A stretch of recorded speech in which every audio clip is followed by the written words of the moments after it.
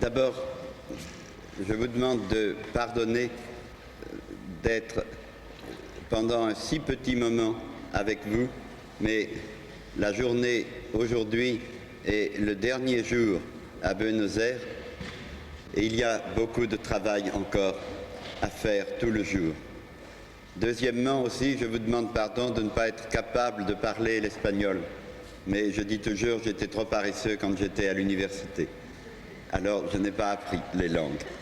Mais avec les machines, vous aurez la traduction exacte et vous pourrez discuter. J'espère d'ailleurs, peut-être, si Dieu veut, pouvoir revenir un jour, puisque votre grande compagnie d'aviation avait donné le voyage gratuit pour venir. Alors, puisqu'ils l'ont fait une fois, peut-être ils peuvent recommencer. Et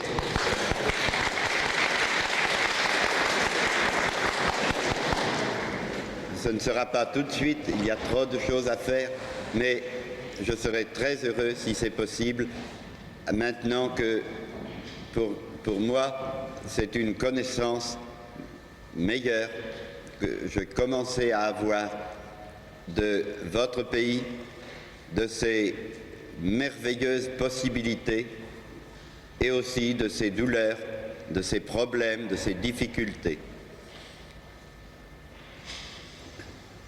Dans les questions que le Père m'a mises par écrit hier, la première est celle-ci. Qu'est-ce que, comme étudiants, nous pouvons faire pour nos frères qui souffrent? La toute première chose qu'il faut que vous ayez la volonté de réaliser, surtout vous les étudiants, c'est de quelque manière réussir à savoir, à connaître réellement ce que c'est que la condition de vie des autres. C'est le commencement de tout. Il faut d'abord vouloir savoir. Il faut vouloir casser, briser cette hypocrisie sociale qui instinctivement s'établit sans qu'il y ait une véritable volonté de personne, mais instinctivement ceux qui ont une certaine sécurité, une certaine aisance, se trouvent très vite isolés entre eux, n'ont de relations, de connaissances véritables qu'avec les personnes qui sont à peu près dans la même condition qu'eux et les personnes qui sont au-dessus d'eux. Mais presque jamais il n'y a les fenêtres ouvertes pour connaître la condition de la vie des personnes qui sont en dessous. Et la première volonté que quelqu'un qui a un sentiment humain et divin profond, la première volonté qu'il faut avoir, c'est la volonté de connaître. Et pas de connaître d'une connaissance scientifique, théorique, de statistiques, etc. Mais plus que cela. La volonté d'arriver à connaître de ce qu'on pourrait appeler une connaissance sanglante.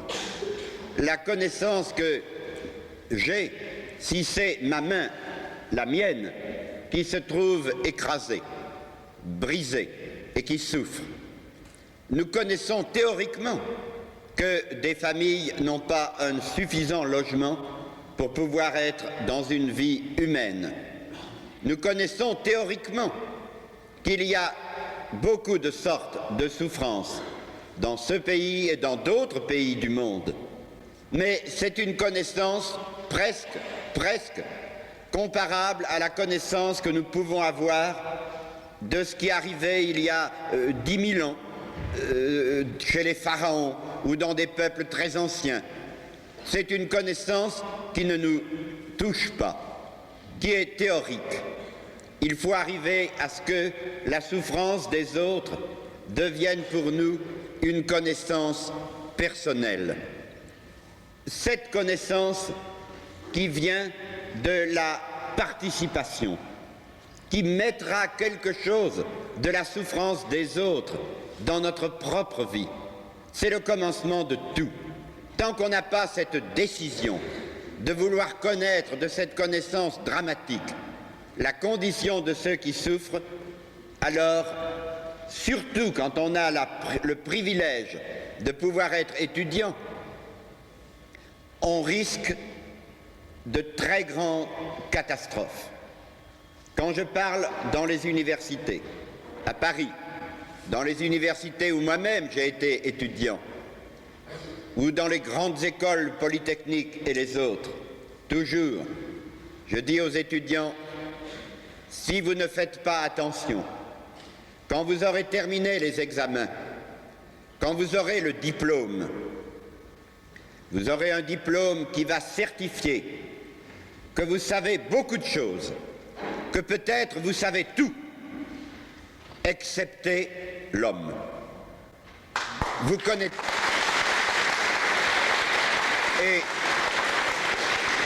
Et peut-être parce que vous croirez que vous savez, avec toute la science, mais parce que vous n'aurez pas cette connaissance très réaliste de l'homme, alors dans les responsabilités que vous serez amenés à avoir demain, dans la vie économique, dans la vie intellectuelle ou dans la vie politique, vous risquez d'être les plus malfaisants des meneurs d'hommes, les plus malfaisants des gouvernants, parce qu'il n'y aura pas cette connaissance de douleur.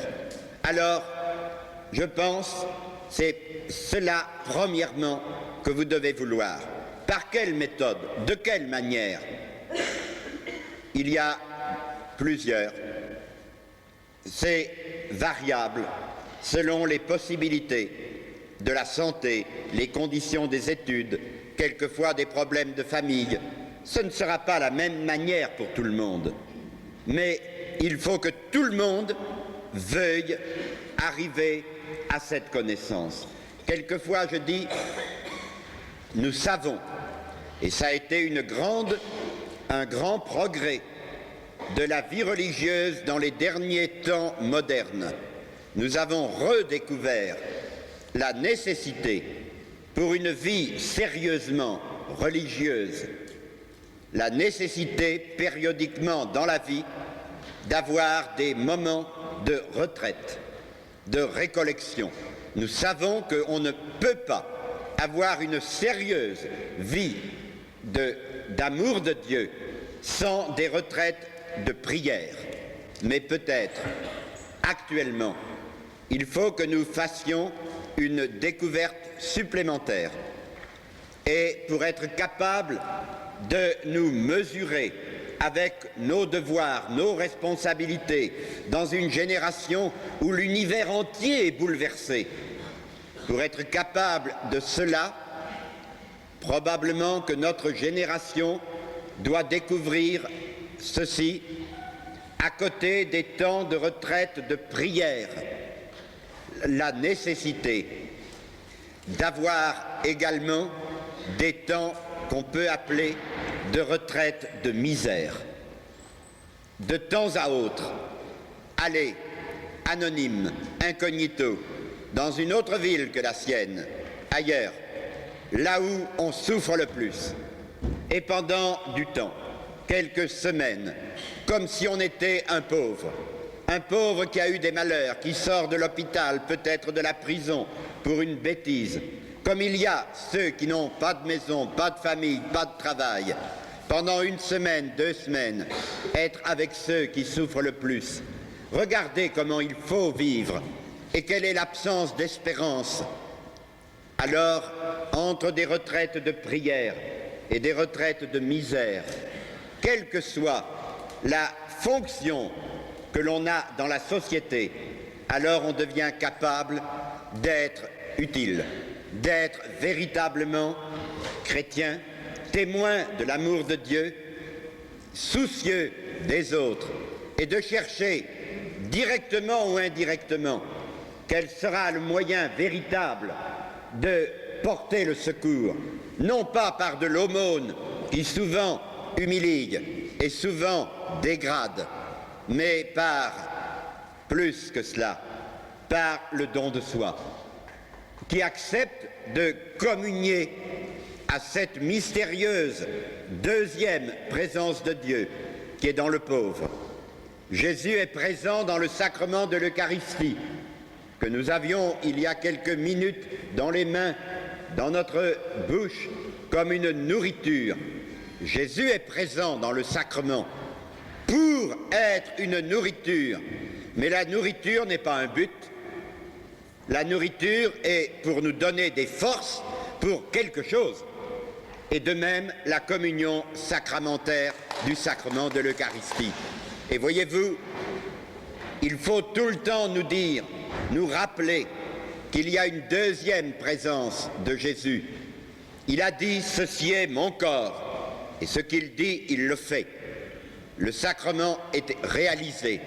Mais la même voix de Jésus, la même voix qui a dit « Ceci est mon corps, ceci est mon sang », la même voix de Jésus a dit, parlant du jugement, a dit à l'heure du jugement à chacun, à chacune, je ne dirai qu'une seule chose, j'avais faim, j'avais froid, c'est-à-dire quiconque, n'importe qui, humain, avait faim, avait froid, était seul, dans n'importe quel pays, dans n'importe quel siècle, celui-là, dit Jésus, c'était moi. C'est-à-dire les pères de l'Église, les premiers théologiens de l'Église, osaient dire dans leur prédication, quand ils commentaient cette parole, moi Jésus, j'ai eu faim, j'ai eu froid pendant que toi tu vivais. À cause de cette parole, les pères de l'Église ont osé dire, par ce mot, le pauvre lui aussi est consacré. Ce n'est pas la même présence de Jésus que dans le sacrement de l'Eucharistie. La théologie nous l'explique, mais c'est une présence. Quand Jésus dit « c'est moi », c'est lui.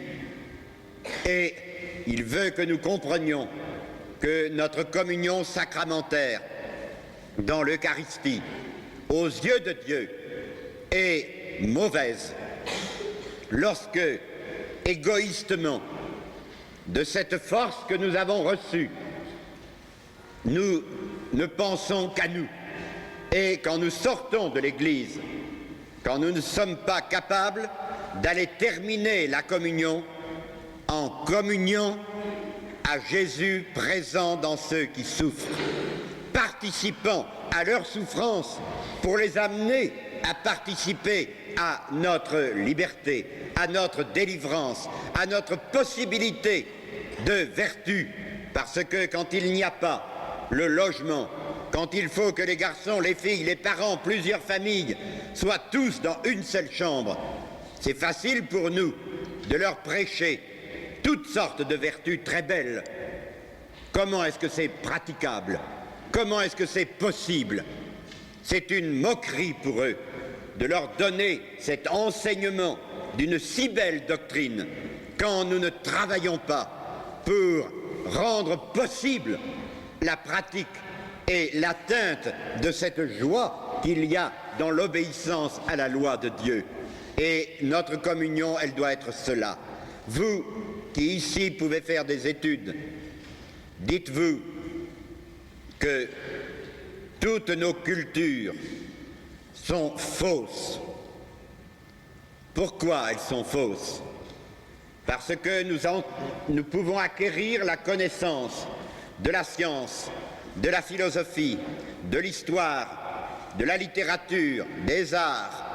Mais qui parmi nos professeurs pense, au moment où ils nous donnent le privilège de cette science, qui pense à nous donner ce qu'on peut appeler le coefficient d'humanité de ces connaissances privilégiées, de nous dire combien, pas pour cent, combien pour 1000 ou pour millions d'humains, combien ont la possibilité d'arriver à ces connaissances dont nous nourrissons notre esprit, notre âme et notre caractère?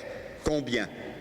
Et si nous sortons avec toutes ces connaissances, toute cette formation, mais que nous ne sommes pas constamment obsédés par la pensée « je suis un sur 1 million » qui a pu connaître cela, et les autres, et les autres. Et si nous n'avons pas conscience de ce qu'il nous sera demandé un compte strict par Dieu, des services que nous aurons rendus en proportion des privilèges que nous avons reçus, si nous n'avons pas cette conscience-là, alors nous serons perdus. Voyez-vous, c'est là la première des préoccupations que vous devez avoir la hantise de cette relativité, des valeurs que vous pouvez acquérir et de la destination, par votre intermédiaire, de ce que ces valeurs ont de aller par vous aux autres. Et après, comme étudiant, il faut que vous ayez la préoccupation de devenir compétent, de devenir dans votre branche véritablement des gens efficaces. Permettez-moi de vous dire une des impressions, il y en a de très belles, il y en a d'un peu tristes, qu'un étranger peut avoir quand il rencontre chaque peuple. Quand je regarde mon peuple, mon pays, ma patrie, je vois tous ses défauts, tous ses péchés, j'en vois beaucoup en tout cas. Je vois aussi ses qualités, je vois tous les saints merveilleux que cette France pécheresse, mais qui fabrique les saints, est capable d'avoir. Mais je vois les défauts très grands. Mais quand dans un autre pays j'arrive, en voyant les qualités, certains défauts aussi me frappent. Et peut-être pour votre pays, qui a de si immenses possibilités, ce qui est le plus triste, c'est cette impression que l'on a que assez peu d'experts, de techniciens, d'économistes, de ceux qui doivent avoir la science, assez peu prennent très au sérieux, passionnément, le sens de leur responsabilité. Une impression de gentillesse et un peu de superficialité, d'amateurisme. On n'a pas le droit d'être amateur. Lorsque l'on a reçu la possibilité de la science et que l'on sait que de l'usage que l'on fera de cette science va dépendre le malheur ou le bonheur de multitudes dans sa patrie.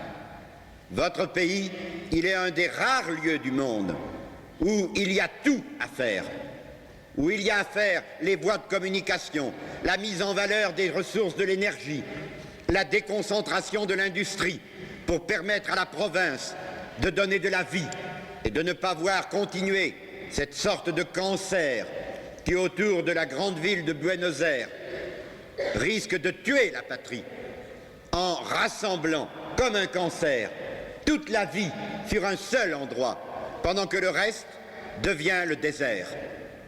Il faut que vous compreniez les efforts énormes que cela va demander, les compétences, la volonté et l'effort aussi d'amour pour expliquer au peuple, à la nation, pourquoi tel sacrifice pour réaliser un plan de 3 ans, de 5 ans, un plan sur lequel des experts devraient immédiatement être mis au travail, quelle que soit leur idéologie politique, leur parti. Es-tu capable? Oui. Alors, viens et mettez-vous à étudier quel est le programme nécessaire pour l'avenir du pays.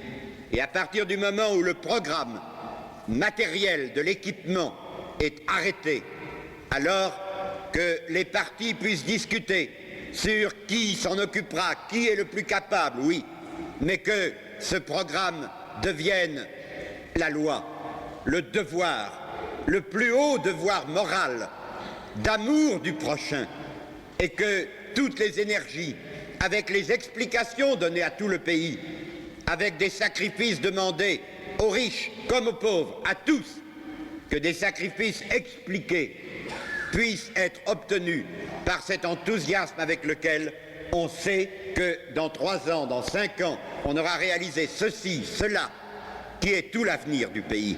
Or, vous les étudiants, c'est beaucoup de vous que ça dépend. C'est vous qui aurez l'influence, c'est vous qui pourrez former l'opinion et faire les études nécessaires.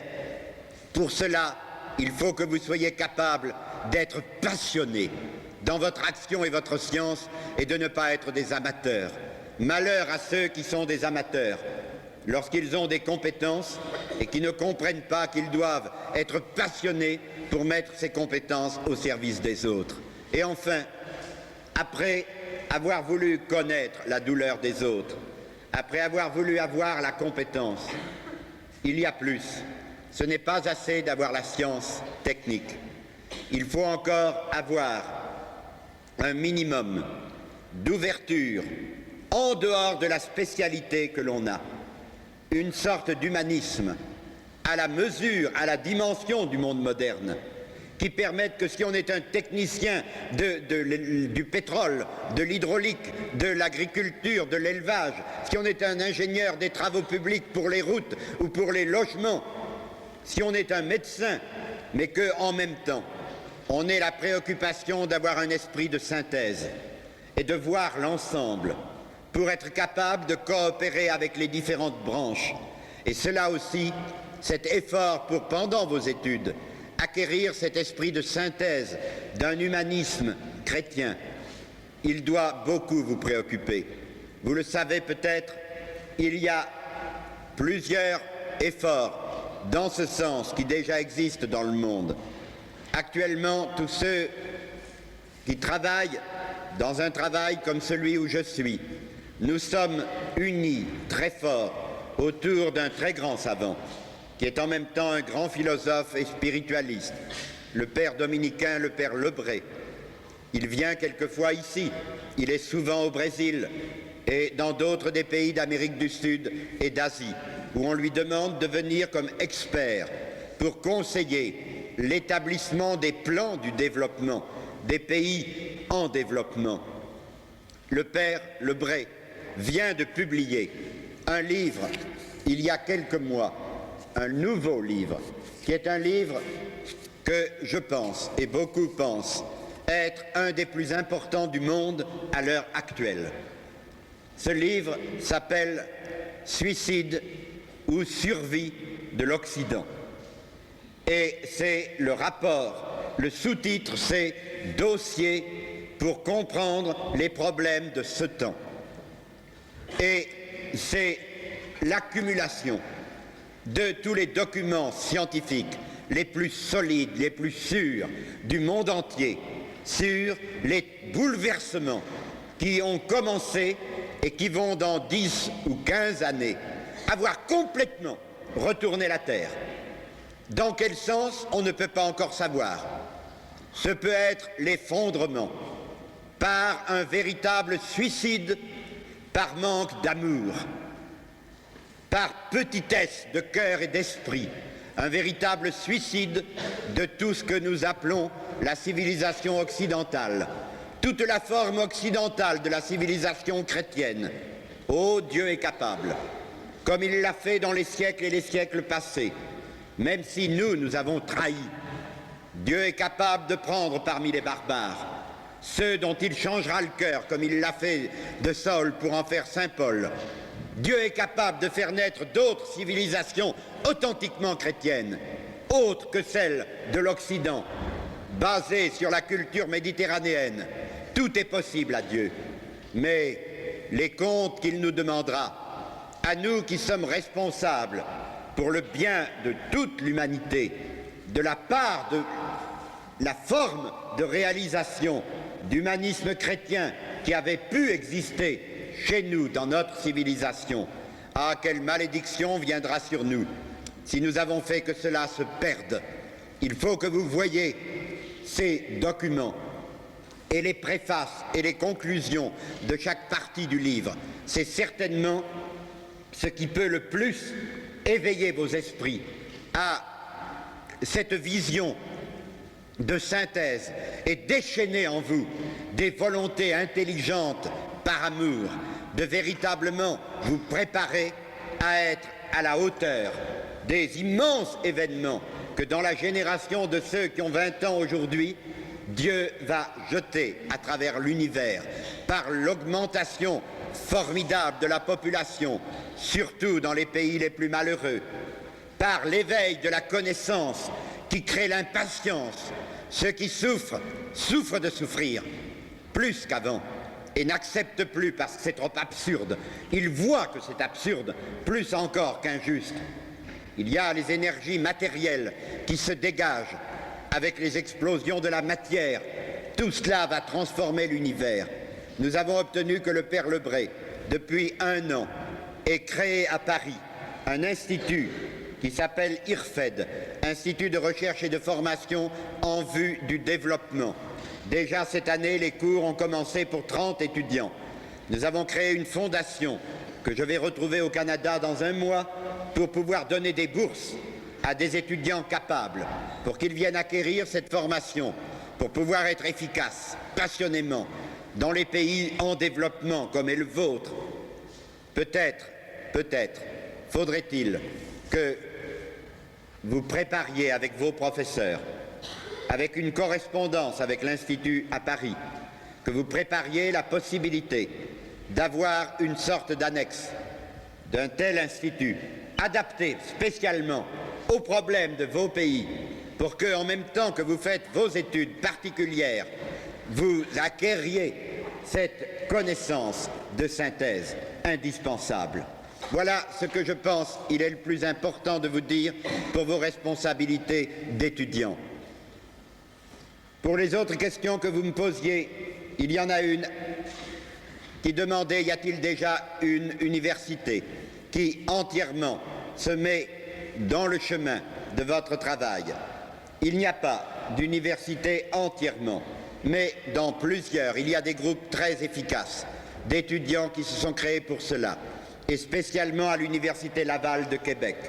J'ai vu, il y a 1 mois et demi, j'étais là-bas, 150 étudiants, garçons et filles, qui font un travail identique à celui d'Emmaüs ici, qui vont tout le temps en dehors de leurs études, dans les quartiers misérables, et il y en a même dans la richesse du Canada, et qui font un travail excellent, pas seulement matériel, mais en même temps d'aide pour l'éducation des enfants et des familles de ces quartiers.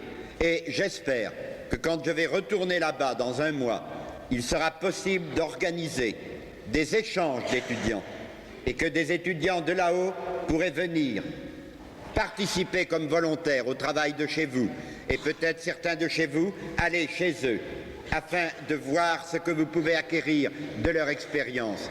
Je veux essayer d'obtenir que quelques-unes des grandes compagnies d'aviation qui ont toujours des places vides dans les avions, nous réussissions à obtenir qu'avec un comité qui puisse certifier qu'un tel, c'est sérieux, ce n'est pas un romanesque, il a fait la preuve par le travail social qu'il a déjà fait chez lui, alors que sur l'indication d'un tel comité, il soit possible que les compagnies d'aviation téléphonent un soir en disant demain il y a 2 places pour tel endroit et que tels ou tels des volontaires qui sont prêts à aller puissent avoir la valise toute prête et venir pour 1 année pour apporter leur aide et que cet échange soit possible. Ce serait une très grande chose dans le monde si cela était possible entre l'Afrique, l'Europe, l'Asie et l'Amérique. Je pense que nous y arriverons. Peut-être certains d'entre vous, vous pouvez en parler à vos parents, à des personnes influentes, donner l'idée. Il faut que ces idées se répandent. Et alors, un jour, elles se mettent en marche. Si un institut comme celui du Père Lebret s'établit, certainement que votre université ici pourrait alors en tirer un très grand profit pour avancer dans ce sens. Enfin, la dernière question qui était posée était une question à laquelle ce matin je ne répondrai pas, car ce n'est pas sérieux pour une question si grande et si sérieuse d'essayer de répondre en quelques minutes. Cela demande beaucoup de distinction, de précision et d'analyse méthodique précise. C'était la question: comment, entre chrétiens, est-il possible de trouver des solutions aux problèmes des relations entre patronat, directeurs, responsables et monde ouvrier? Vous voyez l'immensité de la question. Il n'est pas sérieux d'essayer d'y répondre en quelques minutes, mais je pense qu'une bonne part des réponses, vous les trouverez vous-même dans la mesure où vous aurez voulu réaliser ce que nous disions il y a une minute, connaître d'une connaissance dramatique, vivante, la condition des autres, comprendre que votre science ne vous appartient pas et qu'elle est une usurpation, un abus, comme tout privilège est un abus quand il n'est pas exactement correspondant à des services communs, à des services pour le bien commun. Et si vous avez en vous ces convictions, si vous comprenez que quand nous faisons des discours, juste théoriquement, pour démontrer les crimes et le gâchis humain que représente le collectivisme, si vous devenez capable de comprendre que quand nous faisons ces discours, nous sommes des hypocrites, tant que nous ne sommes pas capables de faire entre nous les mêmes discours pour montrer les crimes et les gâchis humains que crée l'individualisme. Tant que nous ne sommes pas capables de comprendre que l'individualisme, autant que le collectivisme, et avant lui, car c'est l'individualisme qui a provoqué le collectivisme, tant que nous ne sommes pas capables de comprendre que l'individualisme est une négation de la personne humaine, autant que le collectivisme, car la personne, elle n'est rien d'autre qu'image de Dieu. Image de Dieu, c'est-à-dire relation d'amour. Dans l'être même de Dieu, les personnes ne peuvent pas ne pas être et ne peuvent pas être autre chose qu'une relation d'amour. Du Père engendrant le Verbe et du Verbe aimant le Père comme le Père l'aime, et de cet amour mutuel procédant le souffle de l'Esprit. Tant que nous n'avons pas compris que la personne est amour, tant que nous n'avons pas compris que l'individualisme nie la personne autant que le collectivisme, alors nous ne sommes que des menteurs, nous ne sommes que dans l'illusion. Mais si vous comprenez cela et si vous le méditez, si vous l'approfondissez dans vos réunions d'études, alors à des questions comme celle à laquelle nous ne répondrons pas ce matin, l'Esprit de Dieu lui-même vous donnera chaque jour les solutions, pas seulement théoriques, mais des solutions que votre courage et votre amour feront entrer dans la réalité. Je vous dis au revoir et pardon d'avoir été trop long.